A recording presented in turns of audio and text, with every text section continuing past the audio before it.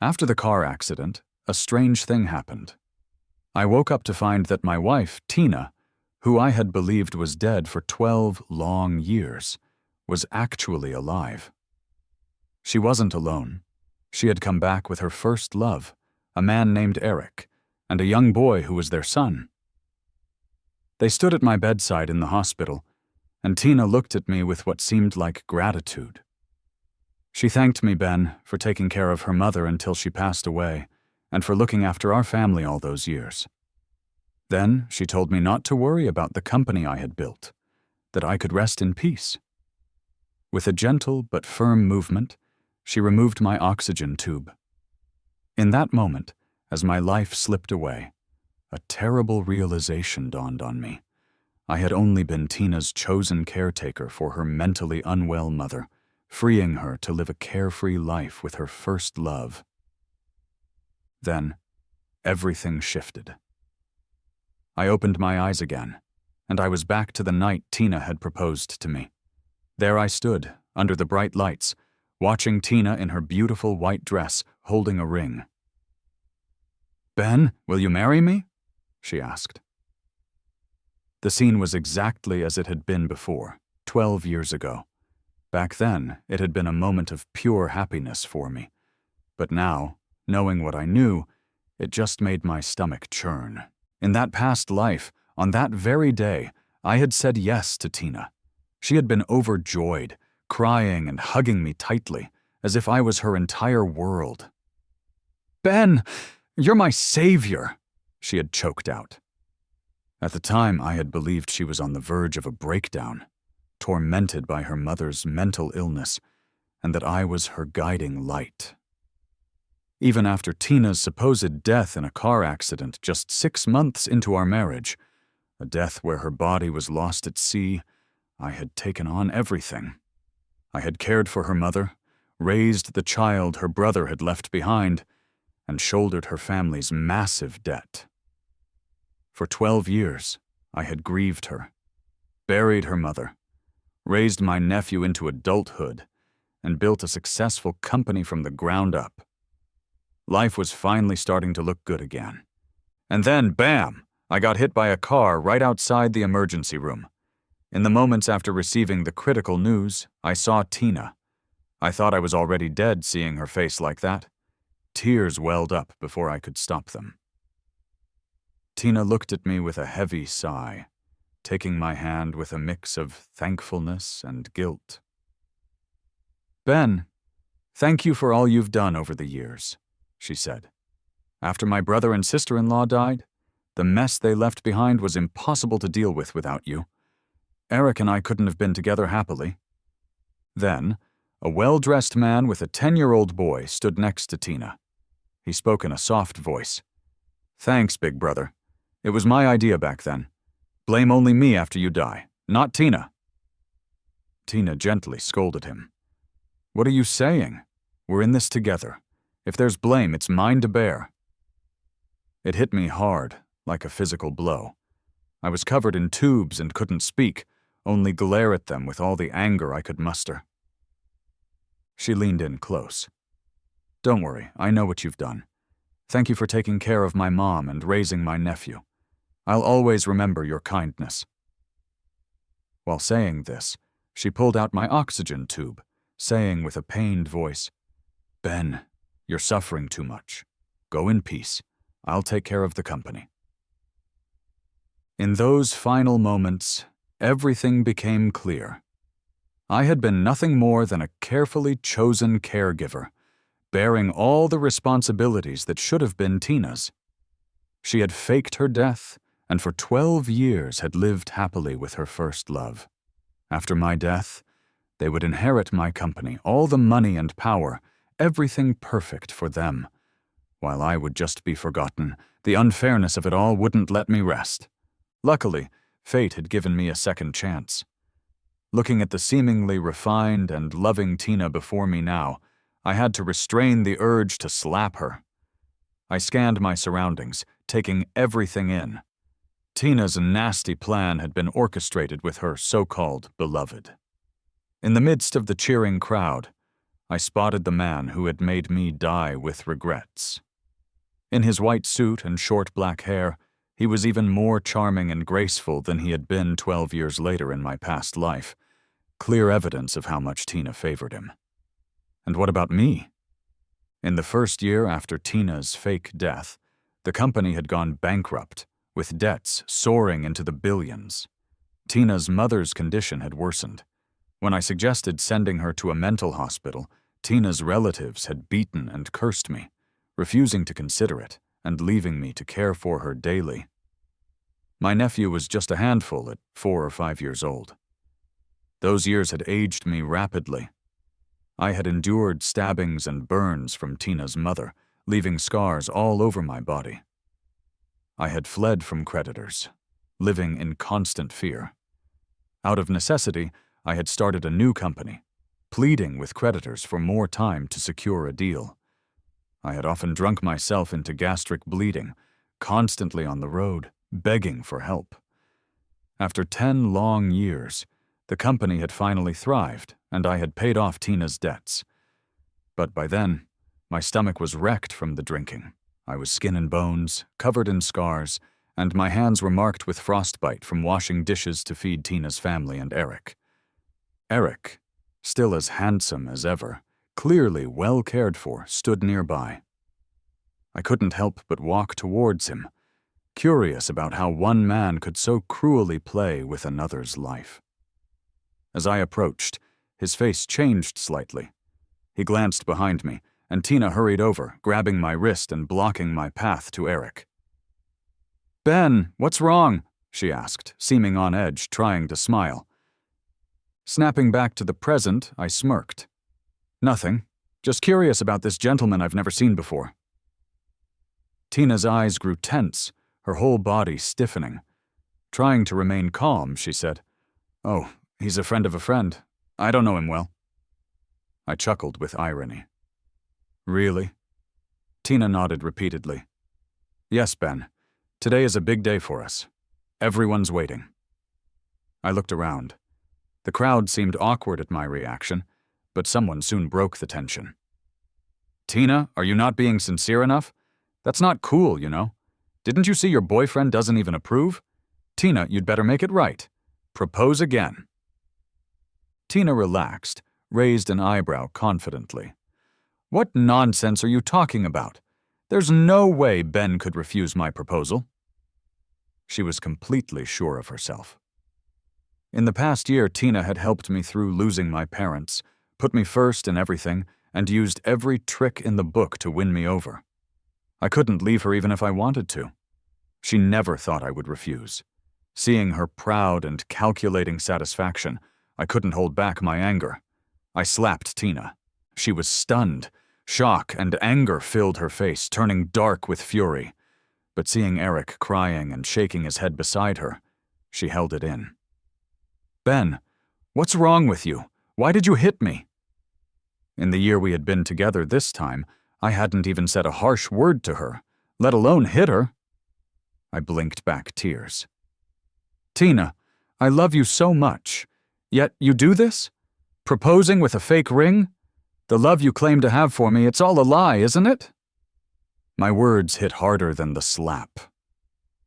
Under everyone's gaze, her face turned red. Yeah, she couldn't even bear to spend real money on me. The proposal ring was fake. The real one was with Eric. After we married in the previous life, she had admitted the ring was fake, saying the company was in trouble and promising to buy a real one later. She had looked full of emotion and regret, and I had forgiven her. Until near the end of my life, when Eric had shown off the original ring I had loved. That's when I found out she had bought it and given it to Eric. Ignoring everyone's shock, I left the scene. Tina chased after me, grabbing my sleeve. "Ben, listen," she pleaded. "I couldn't get that ring you wanted. I was just so eager to marry you, I lost my senses." There was irritation in her eyes. "You said all that publicly. You know what it does to my reputation. Did you ever think of our future?" She dared to blame me. I sneered, Tina, you proposed with a fake ring, but have the nerve to lecture me. Have you no shame?" She was in total disbelief. It was the first time in a year I had talked back to her. Before she could react, I drove off. After tonight, Tina's status would surely plummet. People held her in high regard, not knowing her family's financial troubles, still thinking she was the glamorous heiress. Thinking of Tina and Eric's panic as their plan crumbled, I couldn't help but smirk. Of course, that was just the beginning. I had already paid for news about her family's company collapse to be leaked. Partners began terminating contracts. Their fragile business was on the brink. Tina went crazy looking for me, almost blowing up my phone. When she finally cornered me at work, her face looked both devastated and overjoyed. "Ben, then I finally found you," she exclaimed, shoving the ring I wanted onto my finger. "Happy now? Let's go get married right away." I didn't move. Tina, puzzled, glanced back, hiding her anxiety. "What's wrong?" I acted conflicted. "Get married. I don't feel like it now." "You don't want to marry me?" Tina exclaimed, gripping my hand tightly. Then she smiled. "Ben, do you feel insecure? No worries. I'll transfer half my shares to you, make you feel better." She pulled out the share transfer agreement, full of confidence. Same tactic as before. After the proposal in the past life, Tina had transferred half of her shares to win my loyalty. I had been so moved that I gave her my parents' company shares. Then her family had collapsed, and my company had gone under with it. Tina's crafty plan. Cold chills ran through me. I couldn't help but splutter a laugh. "I don't want to marry you. Don't you understand plain English?" Tina didn't expect me to be so firm. She was stunned for a long while. Her gentle look turned icy. Suddenly, she let go of my hand. "Fine. You don't want marriage? Your wish is granted. We have no connection from now on." She turned to leave. I wasn't about to follow until I caught a glimpse of a white dress skirt around the corner. I followed impulsively. In the hallway, a man pulled Tina close. "Tina, why break up with him suddenly?" Eric's face was pale and worried. "Without him, how can we be happy together?" But Tina smiled confidently. "I only said that deliberately. Don't worry, Eric. I've got Ben wrapped around my finger. His current anger is just over the ring. The more I fuss over him, the more he comes around. When I ignore him, he realizes he can't live without me. He'll come crawling back to apologize, and I'll pretend to forgive him and share the stocks. He'll be touched. Then his company is ours for the taking. His company's worth a chunk. If it revives my family's business, I don't mind keeping him at home to care for mother and nephew while I stay with you." Eric looked delighted. "What if he resists?" Tina coldly snorted. "If he ends up crippled and dependent on me, how can he refuse?" Eric nodded in agreement. "Both gentle and cruel," he murmured. "If crippled and still defiant, make him disappear. Money can buy husbands willing to do anything." In the summer heat, a coldness enveloped me. Their true plan was to suck my company dry, reviving Tina's family business. I would have ended up ruined or dead. When her family company lost all hope, they would have abandoned ship. I swear I could almost strangle those two right now. But when I think of my own plan, I hold back. Letting them die would be too merciful. They should go through the hell I've been through. While Tina was expecting me to apologize the past few days, I didn't waste any time. I quickly signed contracts with companies that ended their deals with Tina's family business. In just a few days, my company became even more well-known. Tina patiently waited for a few days. Seeing that I hadn't come to her, she finally couldn't resist and came to my office. The moment she saw me, her face turned cold. She wouldn't talk and was waiting for me to comfort her. I pretended not to see her, discussing the company's direction with the VP. "Ben, do you think I'm invisible?" Tina stepped forward, upset that I ignored her. Only then did I look at her, feigning surprise. Tina bit her lip. Ben, just admit you were wrong and I'll forgive you. Was she crazy? Seeing I remained silent, she thought I was just being prideful. With a sigh, she hugged me softly. Come on, Ben, stop this. I only acted foolishly because I love you so much. You have no idea. My biggest dream is marrying you. I would even give up my life for it. Don't be mad anymore. Alex keeps asking me when you'll marry me. Alex, that backstabbing nephew. I had treated him well because I had no kids of my own. He had seemed so respectful. But before I died, knowing about Eric, I realized Alex had been sending money to them. He had always known Tina wasn't dead and was supporting them. Seeing I didn't speak, Tina frowned in frustration. I knew she was panicking. Her family business was on the brink. She desperately needed my company as a lifeline.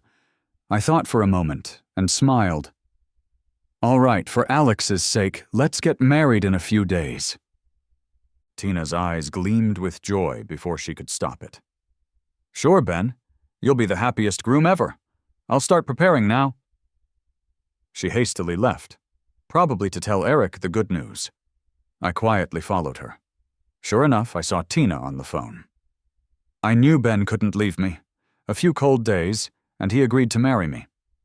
Babe, meet me at our spot. I'm coming. I quickly texted the address from Tina's call. The recipient was Eric's parents. These days I hadn't just focused on the company, I had also found Eric's parents. I gave them some money to get them to arrange a marriage between Eric and Tina. Eric's family wasn't wealthy. When they heard their son was dating a company president and someone paid them to set up a marriage, they were ecstatic and promised to make it happen. The same night I sent the message, they caught Eric and Tina in bed in his house. Then they went full dramatic, threatening them into marriage. I'm telling you, I filmed everything. If you don't marry my son, I'll post it online. Let's see if your family business can handle the scandal. When I arrived, Eric's parents were on the floor, putting on a show. Tina looked pale and helpless. Eric was ghostly white, and when he saw me, he screamed. Then Tina panicked and rushed to me. Ben, it's not what it looks like. Let me explain. I slapped Tina, pretending agony. Tina, we were about to get married. How could you do this to me? Tina reeled from the slap, but Eric quickly kneeled before me. It's my fault. I love Tina so much. Knowing you were getting married made me desperate. I tricked Tina and drugged her to sleep with me. Please forgive Tina. It's all on me. Bow. Eric could play the victim well, shifting all blame to himself, just to make me marry Tina so they could be together forever. I turned to them. Is that so? Tina gritted her teeth and looked at me sincerely. Yes, he drugged me. I wasn't aware. Ben, I only love you. Oh, I get it, I said, looking at Eric's parents frowning. But they filmed everything. If you don't marry Eric, they won't let it go. They'll post the video, and your family business can't take another hit. Tina went pale. But I won't marry Eric. I only want you. Such words would convince anyone that Tina loved me deeply, and that's exactly what she thought, eyeing me expectantly. I acted moved. Tina, I understand. But for the company's sake, you'll need to marry Eric for now, as a stalling tactic. Your family business can't handle bad press right now. Once this blows over, divorce Eric, then we can wed, I coaxed gently. Tina hesitated, but was about to agree. Eric whined. No, we can't marry. His eyes filled with fear, probably thinking of Tina's crazy mom. My investigations had revealed that Eric had met Tina's mom once, when she lost it with a knife and nearly stabbed him. Although unharmed, her insanity terrified him. No, he sighed, and his parents suddenly grabbed him. Shut up! You slept together, marry her, you want to shame us? I'm telling you now, you will get the license at dawn, or I'll post the video online. Eric looked defeated. Tina caved in under the pressure, nodding. Fine. I'll marry Ben. I still love you most. After everything settles, I'll marry you. I nodded happily. Tina was completely relieved. She was confident I wouldn't give her up. With Eric's parents threatening, she couldn't think deeply about it either. The next morning, Tina and Eric legally wed. Eric, feeling guilty, told me, "Ben, it's my fault. I'll go home for a while, staying away from Tina. Don't worry." I let out a small laugh, thinking there was no way to avoid her mom. How could that be possible? Eric gave me a confused smile, but he quickly understood. A car pulled up in front of him, and as soon as the door opened, a whole bunch of people rushed out. Leading them was Tina's mom. She immediately linked arms with Eric. Her relatives from her side weren't far behind. "Tina, since you're getting married, you're all grown up now. You both need to take good care of my sister," Tina's mom said with a gentle smile, seeming harmless. But Eric was already shaking. This time I didn't just stand by. I walked over and coldly told Tina, "Do you really think this wedding will go on as planned? You're dreaming?" Tina looked shocked, caught off guard by the unexpected turn. "Tina," I continued, "I'm not stupid. Remember our promises? I was genuine. But now," I paused and stared her down, "I demand respect. I won't settle for this kind of marriage. So it's over." Tina angrily pulled out a letter from behind me, her eyes focused with determination. "Ben, from today, you owe me every bit of it, and you can't escape." "We'll see," I quietly but firmly replied. "There's always a way. I'm not afraid to face anything anymore. After all, life demands resilience and wisdom." Not only Eric, but even I was a bit scared seeing Tina's mom. Tina's mom had her moments where her mental illness would flare unpredictably. Most days she was gentle and agreeable, smiling and handling chores. But you never knew when she'd switch. One moment she's smiling, the next she's grabbing a knife at you, or she'd be sweeping the floor and suddenly throw the broom at you. She seemed delicate, but when those moments came, she was crazy strong, like a sword hanging over your head that could drop at any time. I mean, how could Eric not enjoy that kind of stress? "Eric, enjoy your life," I told him. He paused, emotions shifting on his pale face. Confusion, uncertainty, and fear.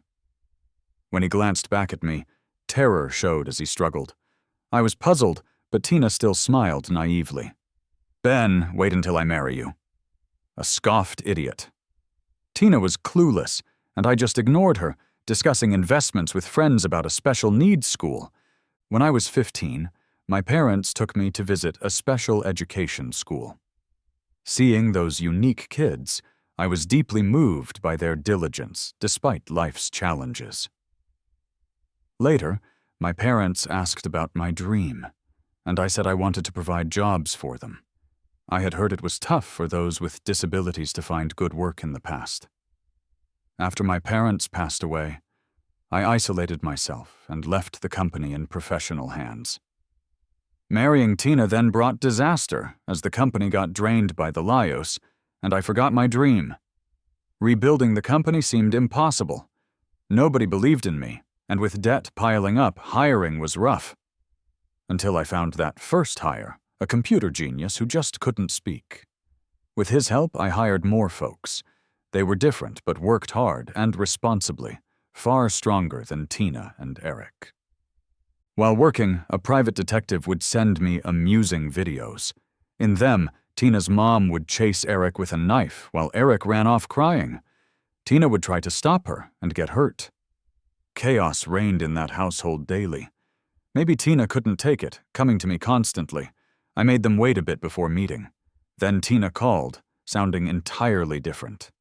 In just a month, she looked like a shadow of her former self. Rumpled clothes, messy hair, completely worn out. Not just her looks. Her eyes had changed too, like how I remembered Tina from my past life. I glanced at Eric, bruised and beaten. He looked at me and directly asked, "Ben, are you the Ben from before?" Past Eric and Tina had arrived. I couldn't help but burst into laughter. "Great, so you're here. Finally, I can settle this old grudge." Tina rushed forward, grabbing my shoulder. "Ben, why are you laughing? I know you're the past Ben. You have to come back with us. Mom's torturing us and we can't handle it anymore." I shoved her away, and injured Tina fell, her face going pale. Tina and Eric rushed to her, tense. "Ben, what do you mean? Are you not coming back to marry me? Not going back to help take care of Mom?" I laughed. "It really helps to live longer and wise up." Finally, Eric's face was all confusion, biting his lip. "Ben, you knew how to take care of Mom. Can't you come back and do it? No one's better at it than you." "Yep," Tina frowned. "Weren't you always taking care of her before? You're attached, aren't you? Can you let that go?" I got a fresh take on Tina's nerve. I smirked. "Of course, I can't just leave." A flash of happiness crossed Tina and Eric's faces, so I quickly added, "That's why I sent Eric over to your mom. Your mom should be pleased. Unlike me using brute strength, Eric's too weak to hold her off. Most times he'd just hide in a room, making her happier. Whenever she went crazy, taking a knife to the door, Eric's screams filled the air." Eric turned pale as Tina's eyes burned with anger. "Ben, you're heartless, plotting against us like that. How can you be so cruel?" I stepped up and slapped her. The resentment from past lives hit me all at once. My gaze sharpened. "Tina, how dare you talk to me about a conscience? In my past life, you tricked me into marriage, left me with debts over $1 billion, a crazy mom, and a nephew all dumped on me while you lived freely with Eric. You made me responsible for your life. You both were truly cruel. If it weren't for their scheming, I wouldn't have ended up so miserable." Tina was startled by my sharp words. She stammered, "Wasn't it just taking care of a mother and nephew for a few years? Is it worth getting this angry?" I laughed an angry laugh. If they could do such heartless things, they obviously didn't care about my questions. Luckily, I expected them to have no conscience, so I calmed down, smirked, and said, "Yes, just a few years. Since you think it's easy, you go take care of it now. By the way, don't try tricking another innocent girl into being your nanny. This time I'll be watching you, and don't think about running away. No matter where you go, I'll find you and tell your mother's family where you are." Each time I spoke, their faces turned paler. Tina's mother's family isn't something to mess with. Once they find them, they'll rip them apart. These words rattled them. Tina and Eric charged at me, yelling, "You took care of us so long in the past life. Even a stone should have feelings. How can you just walk away? Your mom gave birth to you and raised you, yet you don't want to care for her. Aren't you the heartless one?" I wasn't afraid at all. Suddenly, a 4 or 5-year-old boy hugged my leg, eyes wide. "Uncle, I want to be with you. I can't bear to be apart from you." Oh, almost forgot this little brat. He came back too. "Uncle, I'm Alex," Alex cried. "I just want to be with you forever and always." I slowly pried his fingers off. "Oh, Alex, I remember you. Kept transferring money to someone named Eric. When I asked, you said it was your girlfriend. I thought you're grown up, so it's normal to date, and left it at that. It wasn't until right before I died that I realized you always knew they were alive. You helped them scheme against me, didn't you?" By the end, Alex was pale and kneeling. "I once treated you as my own child, but forgot you weren't really my child in this life. Take care of yourself." As I turned to leave, Alex tugged at my clothes carefully and full of hope, asking if he could have another chance. I said each word clearly. "In your dreams." Alex sat on the ground, hopeless. Eric and Tina didn't want me to leave. As they reached for me, someone kicked them away. I turned around, eyes widening in surprise, meeting a gentle and bright gaze. "Sorry, Ben. This just came in for an interview. Couldn't stop them." "No problem," I smiled. "Just someone I know." The usually strict and quiet girl blushed slightly, making a gesture that meant, "Long time no see." In the past life, when Linda came to interview at my company, she had an elite school background.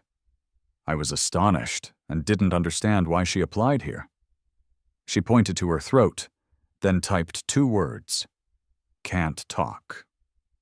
I gestured that it was okay and that I understood sign language. After leaving a special school, I had learned sign language. I could both use and understand it. Her eyes brightened, and we chatted in sign language. I learned she was struggling to find a job and hoped to work at my company. I needed people then. Even though the company was small, I hired her. Over time, I discovered that her job search wasn't tough after all. Despite her inability to speak, she was brilliant, a genius in fact, with many offers. She chose my company because my parents had once funded her education. We had crossed paths in a special school, but I didn't remember. Eventually, we grew the company together, hiring many employees. With our collaboration, the company flourished. Before I died in the past life, I worried Tina would take over the company and drive Linda and the staff away. They already had it hard. Oddly enough, when Tina and Eric saw Linda, they ran off with their tails between their legs. I was puzzled at first. Then Alex, leaving, muttered, "Uncle, be careful. She's a lunatic who drove us both to destruction." I froze, then was tightly hugged by someone with a cool touch. Linda silently cried, looking at me, lost and sad. All those shared past moments, the unspoken love seemed ready to overflow. I held her back firmly. This time, Linda was still a sophomore with some time before graduation, but thanks to her past life's experience, I felt comfortable leaving the company with her and knowing my concern. Somehow, she managed to gather back all the previous company staff. "We'll continue to be together," Linda signed, and I couldn't help but feel my eyes mist. "Yes, we'll be together." Because of my actions, Tina's family company folded 3 months early. The debt grew from billions to tens of billions. That debt was now Tina and Eric's burden, and they could never pay it off. Along with them came a crazy mom and a young nephew, especially Tina's mother. In just 2 months, they were tormented until they were no longer recognizable. I worried they'd flee and made sure to keep watch on them. Unexpectedly, on a rainy day, they ran away. I told Tina's family about them. Tina's family caught them and brought them back. Tina and Eric knelt down, begging for money. They wanted to send Tina's mom to a mental hospital. The family ignored them. I vaguely remember that Tina's dad used some shady means to marry Tina's mom back in the day. Tina's mom's family held a grudge, swearing they'd torment them to death. This escape attempt really pushed Tina's mom over the edge. Tina's mom had an episode and broke Eric's leg. Now Tina, who was already barely holding it together, had to care for a disabled person. She came to me. Ben, I know I was wrong. In my past life, I was wrong. I shouldn't have left you. I've changed in this life. Please come back and help me." I gave a slight smile. "This is just the beginning. You've got more to endure." Tina pleaded with tears. "Ben, you're the only one who can help me. Eric, he's disabled now." It seemed that love, or whatever it was, didn't matter as much to Tina as herself. Obviously, Eric, who had believed in love all along, couldn't take it. He lunged at Tina. "You jerk! I fought for us all this time. How dare you look down on me? Divorce! Let's divorce right now." Seeing I was indifferent to her, and realizing if Eric divorced her, she'd be left with all the mess, Tina didn't want a divorce at all. "Your leg's messed up. Now what can you do without me? Don't forget, we still have joint debt." Eric suddenly deflated, like a punctured balloon, despair taking over completely. 2 people supposedly deeply in love from the past life were turning into resentful enemies in this one. But this was far from over. After getting into huge debt, they left the upscale area and rented a tiny apartment. Tina had found a job, but due to poor rest, she got into trouble at work and was fired. She had to carry bricks at a construction site. Ever since Eric's leg got injured, he lay around lifeless. Only when Tina's mom had an episode did he freak out and get up. With no money, Alex couldn't go to school. He just watched the sky from the window, feeling despair day after day. When I saw them again, it was a year later. I hardly recognized Eric. He was so thin he looked like a skeleton, utterly spiritless. Tina was sun-darkened with a scar on her face from getting hit at the construction site. Alex appeared dazed. I heard they kept Alex locked in a tiny room, scared he'd wander off. When they saw me, I was at a company branch opening ceremony. Jealousy was written all over their faces.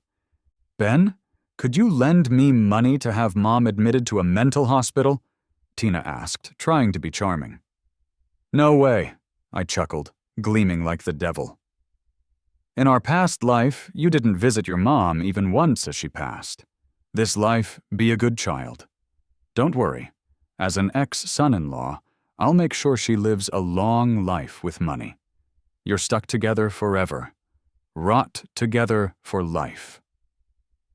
I declared their doom, and they staggered away, too burdened to straighten up, as if carrying an invisible mountain of despair. Later, swamped in debt, hounded by creditors, they moved under a bridge.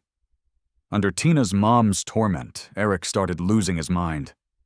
Tina's work life went badly. She'd often get beaten by debt collectors. This was my past life's hell.